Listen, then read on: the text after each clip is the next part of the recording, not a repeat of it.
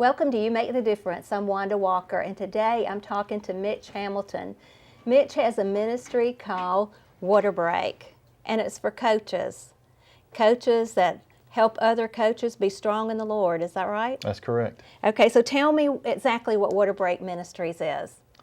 Water Break Ministries is a outlet for coaches that are struggling in something or around something in their life, and we have a prayer group that is used to technology, send out prayers, and those coaches that are in the group will pray for that situation, depending on whatever it is. And it's one of those things where, and I don't mean to hurt anybody's feelings or say something may offend somebody, but you know, I grew up in a time where people would look at you with their full heart and say, "I'll pray for you." Right. And they would mean it. Yeah. But sometimes the world takes over, and by the end of the night, the pillow hits the bed and you're out. Yes. And then they see you again, they think, "Oh my gosh, I was supposed to pray for him." Well, we found that in this group that we're going to pray as soon as we get a chance. It may be in 2 minutes, but we're not going to say, "Well, I'll pray for you tonight." We're going to pray immediately. We may be, and coaches, we've had conversations with coaches, and, "Well, Coach, I'm not in the middle of a drill. What do I do?" Well, as soon as you get through that drill, just say, "God, just please lay your hand on this situation." Just that simple. He wants our commitment. He don't want what I call a post-sermon prayer. Yes. He knows what the need is. Yes.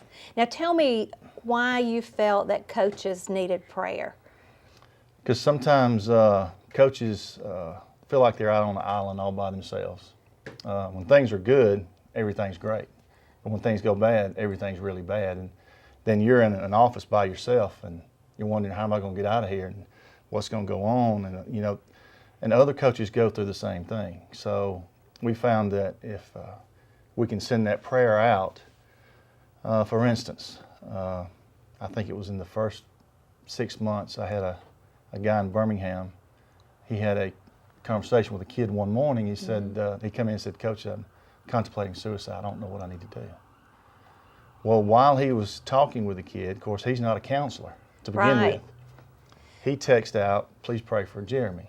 He's contemplating suicide." Well, that went out, and I sent it out immediately. And how it works, they send text to me. I have a group text, and then I send it out to the group, and then they pray. Right. Well, I sent it out. Later that night, I got a call from a coach in Montgomery. I said, "Coach, I want to share with you what happened today." He said, "I'm not bragging, but I just don't know who else to tell." I said, "Well, let me have it." He said, and it was right in the middle of two-a-days. And I don't know if you're familiar with two-a-days, but that's an intense time of practice. Okay. You practice twice a day, and you stay there all day. But as soon as he got that text, he called all his players up, like 85 players, and they prayed for Jeremy. Wow. Immediately. Yes. And he felt God moving through those kids. Yes. And he said, I would love for Jeremy to find out. Not for Jeremy, but for Coach Smith, actually, to find out. I said, "Why don't you just give you his number and you call him?" And you can imagine the bond that they have now. Right. Of course, Jeremy didn't. And he's still with us, and praise the Lord he is. But just that camaraderie between those two coaches now, Yes. and the importance that those players saw in their coach. Let's stop two-a-days and let's pray for Jeremy. Yes. And the impact that had on those players too. I mean, that'll be something that they'll remember forever when they No doubt. when they all went on their knees to pray for another player. And they know that player came out fine, right? Yep, and he shared with them a couple days later. Of course, he got a good report, and he shared with them, and he used that time as a teaching tool how God does work. Yes. God's not a fictitious myth that shows up every once in a while. All we hear is bad, but God works. He does. Now tell me how you got started with Water Break. It was in '07. I was on a Friday afternoon. My father passed away, 4:15, and I had a game that night. Oh, wow. And as a head coach, everything is on you. And about 6:30, 7 o'clock, something like that, I'm thinking, well, I can still get to the game. And my wife and my family said, "No, you need to stay here," and which probably was the right thing to do. So I stayed, but the thing was, it seemed like, my wife, my daughter, all my family, my pastor even said, "Well, you did the right thing," because I felt everything that could have went wrong that night. Oh, It really? was awful, Yeah. awful. And I felt somewhat responsible because I couldn't have fixed it. I couldn't fix it away. I couldn't maybe have fixed some of those things, but I felt responsible for months. That just kind of, I felt like I let them down kind of thing. Mm-hmm. And I never could get over it. They would tell me, well, we're praying for you. Everything will be fine. Just don't worry about it. Well, it's just like it just went right by me. And it was probably 6 months later, I was in a meeting with a bunch of group of coaches, and one got a phone call, and he got up and walked away real quick. And I went outside with him, and he got a phone call from the emergency room, said his dad was in the emergency room. Didn't look real well. Yes. And he said, well, I got to go back into and I kind of grabbed his arm. I said, no, go be with your daddy. That's where you need to be. Yes. And now I can look at his face, and he said, yeah, you're right. So he went.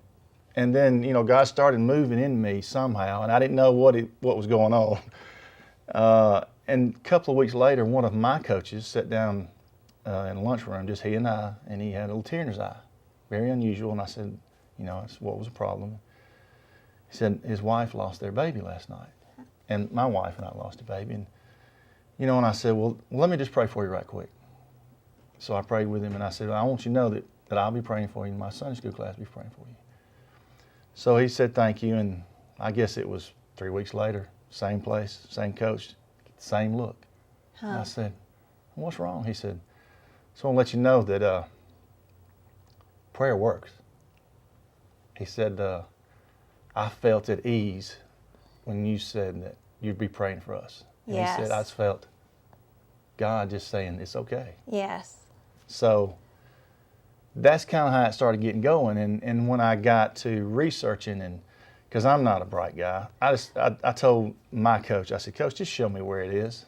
I just want to I don't want to reinvent the wheel. I just want to be a part of something that's coaches, working with coaches, praying for coaches.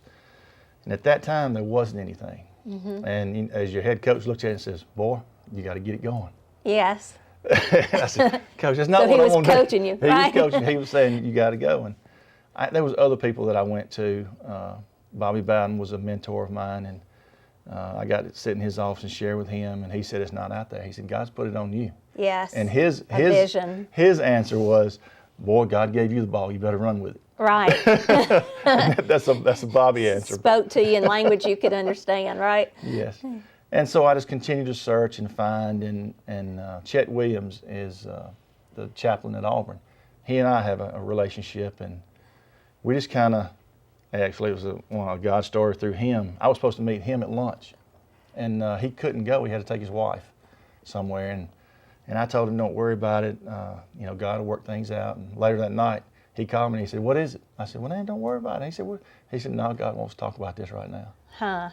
So we shared, and we came up with water break, and because it fits with all the coaches. Right. All coaches, all sports have water breaks. And so it kind of just developed from there, and it's still in a growing stage, trying to figure out which direction God wants us to go. So now it's for coaches, it's for administrators in the school system. Is that what we're talking about with administrators? And then you've added a new group. Tell me about that. Well, we've added pastors. Yes. Because they, a lot of pastors, I found through pastors friends of mine, we run parallel courses. And I told my pastors, I have two pastors that's been in my life, and I said, well, I'm going to steal that today. That sermon he spoke, I said, I'm stealing part of that today. Yeah. So we kind of run parallel, and they want to be a part. They see God moving through Right. this. And to go back just a minute, only we know what we go through. If I gave you, for instance, to Jeremy, if I gave you, you would pray because you love people and you love Jeremy, you want Jeremy. But Jeremy was that coach's quarterback. Oh, wow. He had a special relationship with him. Yes. And I understand that because I had a special relationship with my quarterback. So that prayer is going to be more heartful, I guess, if that's a Yes. word. You know what I mean? Yes. You're going to pray, Yeah. and everybody will pray, but we understand it. And when I looked at that coach and I said, man, go be with your daddy, he looked at me like, yeah, you're right. And I needed a coach to tell me, man, you was with your daddy, don't worry about it. And I probably would have said, yeah, you're right. Yeah. When you minister to that coach to say you need to be with your daddy, that was some healing for you. Oh yeah. Because you realized that was the right thing to do. And so after that, were you able to accept that you didn't go to that game?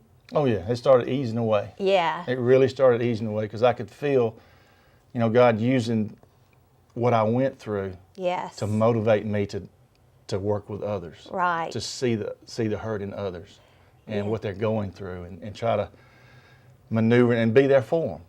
Yes. Because all I needed was a coach to say, man, just go be your dad. And I would have let it go. I know I would have. Uh-huh. And I looked at that coach, my coach at lunch, and he said, I just felt better. Mm-hmm. And it was because only a coach would have known that every kid was looking at me that night. All the parents was looking at me that night. Only they really understood. Yes. My wife, all my family said, I'll pray for you, and it's fine. But they didn't have invested Right. what they knew other coaches knew what I had invested. Yes. So that's what makes the difference. I want to talk a little bit about the relationship that the players have with their coach. I know that people in high school are going through all sorts of things, have all sorts of issues. How likely are they to talk to the coach? It really depends on the coach's relationship with them. If a coach is a strong Christian man, they usually will walk up to him and share. Sometimes they won't because of a coach's wall that he's built up. Yes. Some coaches are so defensive about how they feel and Have to be tough. Have to be the toughest Or one feel there. like they have to be tough. Have to be the toughest one there. Yeah. I'm the guy that when everything else falls down, I'm the one standing. So, but that's a double-edged sword as well. So they do come to some coaches, and it's not always the head coach, and that's fine too. Yes. It's just a coach. Kids, and it's one of the things that I learned from Coach Bowden was, a coach more than likely is the last line of defense for some of these men, these young men. They don't have fathers, don't have grandfathers. Maybe their last line of defense. So we need to be there as coaches, be there for these kids, and whatever it may be. It may be something we don't have any idea about, Yes. but God will give us that, what we Right. need to help that young man. Give me an example of how you have been there for a player.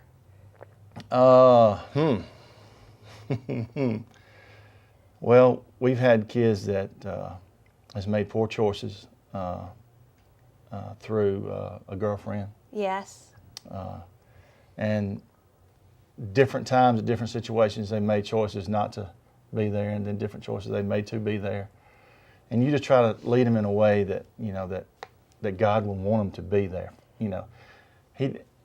We try to turn, and I use my thought process is try to turn something bad into something good. Yes. Because God does that, no matter how bad it is. Right. It can turn into something good. And I try to share that with them. This right now seems like the worst thing could ever happen to you. Because, he comes to you and he says, well, now I'm not going to get a scholarship. Now I'm not going to be able to get it. Well, that may not be the path that God wants you to take.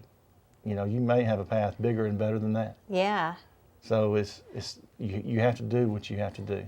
Yes. And also, lots of times when we're in those situations, we just imagine what the worst case scenario is going to come out of that. And we need somebody to help us see that some good can come out of that, and also that what it looks like today, it may look totally different a week from now or 6 months from now. And so, everybody needs an encouraging word or a coach.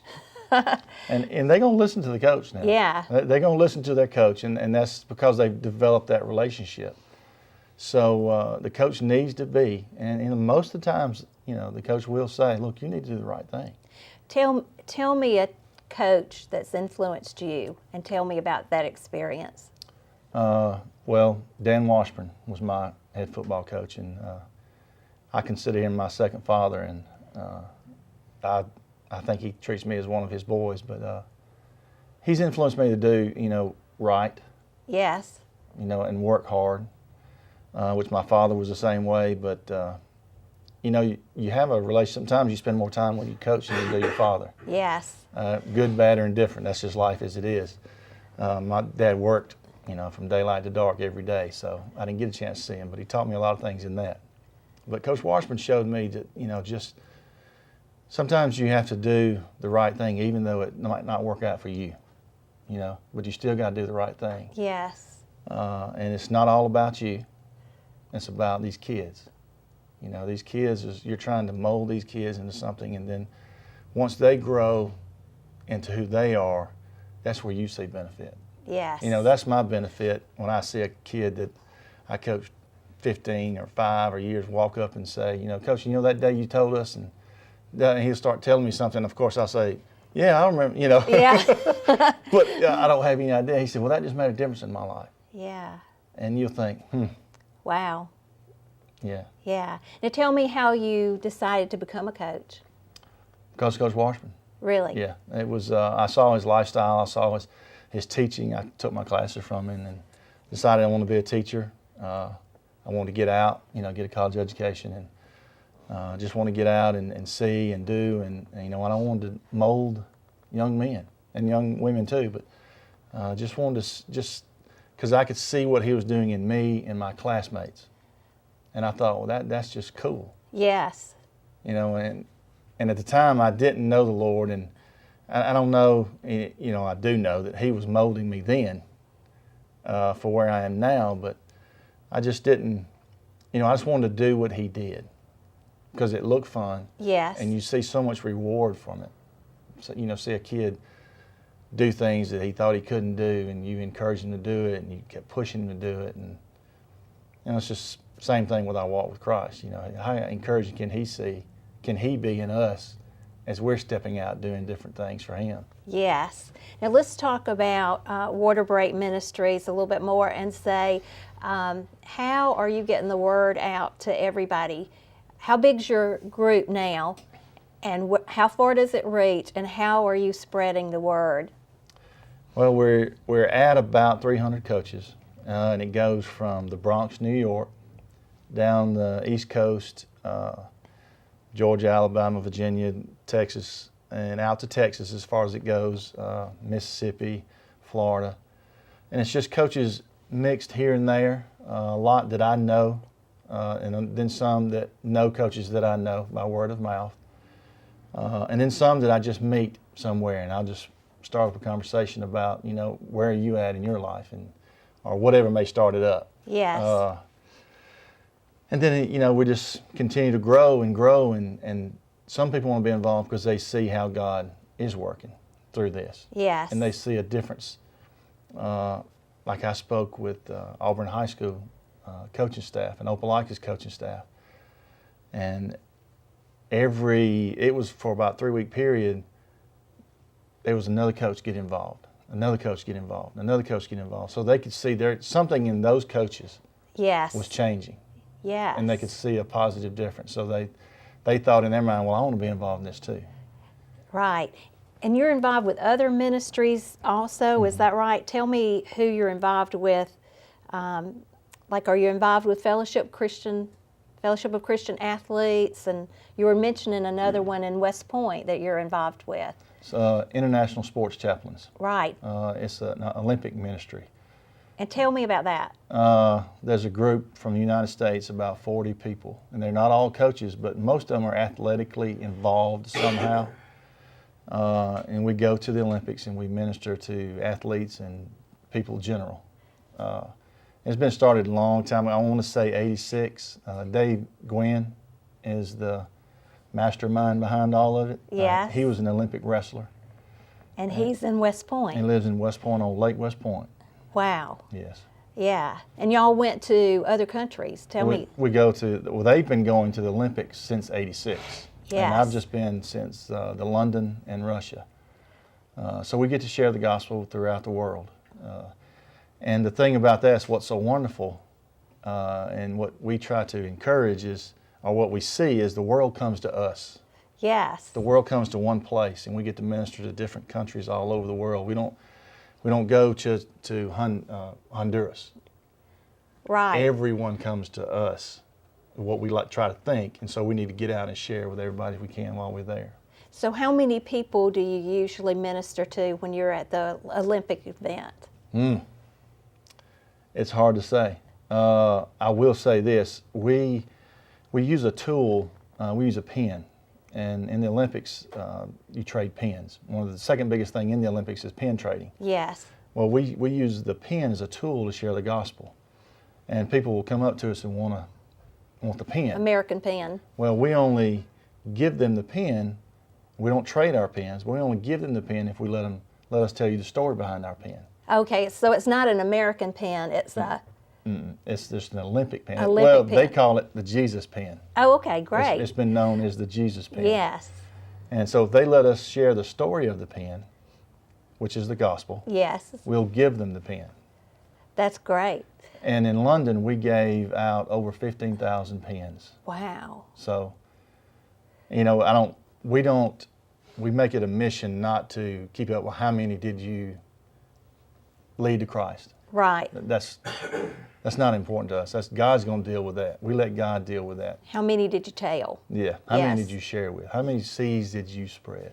Yes, and I can relate to that giving out the pens because I went to Israel and we were in a parade of nations showing support to Israel, Christians showing support, and we had American flags, and they wanted those American flags. I mean, we didn't carry but 4. My daughter had 2 and I had 2, but they wanted those flags, and so we ended up giving our flags away. But it was like, at first you would say, well, I wanted it for the parade, and then they said, well, would you give it to me for the baby? So, yeah, you end up giving it to the baby, So they really want those pens, and so that is a great tool. That's, it amazes me how creative God is with giving people ideas for sharing the gospel. I mean, it's just remarkable. In Russia, we used black cowboy hats. Oh, really? They were like magnets. Yes. They wanted to take a picture with us. Yeah. And then, we would share the gospel that way. You were talking about a baby. I had a man, I think his name was Dave. He was in Russia, and we were in the Olympic Park, and he wanted to take a picture with me. So I took a picture. Zero English. Yes. But I wanted to give him the pen, and we when you do, you kind of move away. We have a scheme that we do, not a scheme, but we have a plan that we move Yes. away from the crowd, and so we share the gospel so nobody will interrupt. So we moved away, and I couldn't get anything across. It was one of those, oh, come on, man, Yes. But I said, my gift, and I gave him my pen. And I saw a tear come in his eye, and I thought, good or bad? I'm just thinking, what have I done here? And he started searching he had on a nice gray suit, and he started searching something. At the time, I didn't know he wanted to give me something. Oh. And Dave took his belt off. He had a belt buckle with, you could tell it was a Soviet something on it. Yes. And, when I first said, no, no, keep, I'm trying to do the nice thing. No. And in reality, I was insulting him, really. So I took his belt, and this sounds bad to say that I took his belt. But later on, I got him, and I took a picture with him. Yes. And I let someone use his camera to take a picture again, and I gave him his belt back. And, that was special. Yes. That pen meant so much to him. And I like to think that, he don't know what it means right now, but at some point in time, God will use that pen. That's right. Or maybe even that 5-minute relationship somehow. Yes. To bring him closer to the Lord. Yes. Things are just so impactful, aren't they? God just uses everything. Let's talk about what coaches need to do if they want to get involved with Water Break. Well, I have a website, and I have a phone number. If they'll give me a call, I love to come speak to coaches and just share with them how God is moving through other coaches and through their kids. Just give me my phone number. Yes. 334-425-0548. Okay, and your website address is? Well, my website's in construction. Okay. I have to find somebody to do that. I'm not very good at that. Coaches Ministry, Water Break Coaches Ministry, waterbreakcoachesministry@gmail.com. Okay. Now, sometimes there are men who really want to mentor young men, and in our community, we try to encourage men to mentor young men. What would be some advice that you would give a man if he wanted to reach out to a young person? Athletically minded, and that's what I'm going to say because I know this realm. I would just go to a coach and say, look, I'm available. I would love to help a young man somehow, some way. Do you have a little young man that needs help? Yes. Does he?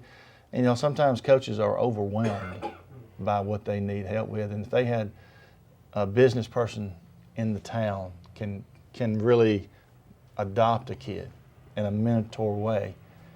You know, I can't imagine what the kind of relationship they could develop in a lifelong relationship. Yes, and sometimes it's just showing up, isn't it? I know I have an adult friend who, to this day, when he talks about his daddy, he will say, he didn't come to the games. I looked up into the stands to see if my daddy was there, and my daddy was never there. So it's a wound that he's still carrying as an adult, and those wounds have to be healed. But if the dad's not there, sometimes other men can step into that place and be that person who's there and cheers that young man on. Is that right? That's exactly right. And it's going to be a blessing on both sides. Yes, it is. It will be a blessing on both ends. It is. Because we all need somebody to love us. That's right. And we all need people to love, don't we? That's right. Okay, and now we just have just a few minutes, and I would like for you to look into that camera and speak to any young man who's experiencing a problem or an issue at school and encourage that young man. God's available, first and foremost. If you just go to God, sometimes that seems like such a cliche of saying, but if you earnestly go to God, God will put people in your life.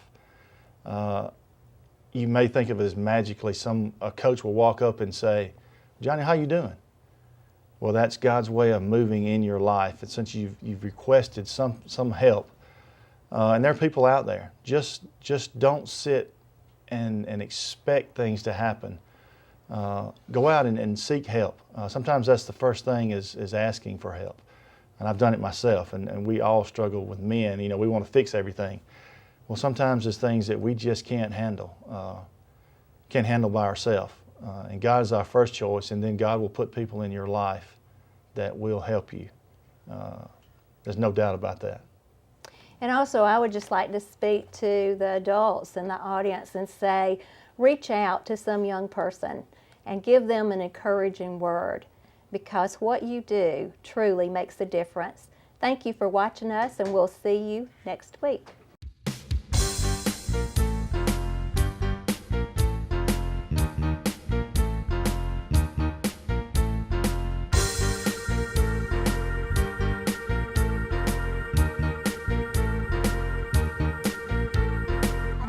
Got a promise from heaven.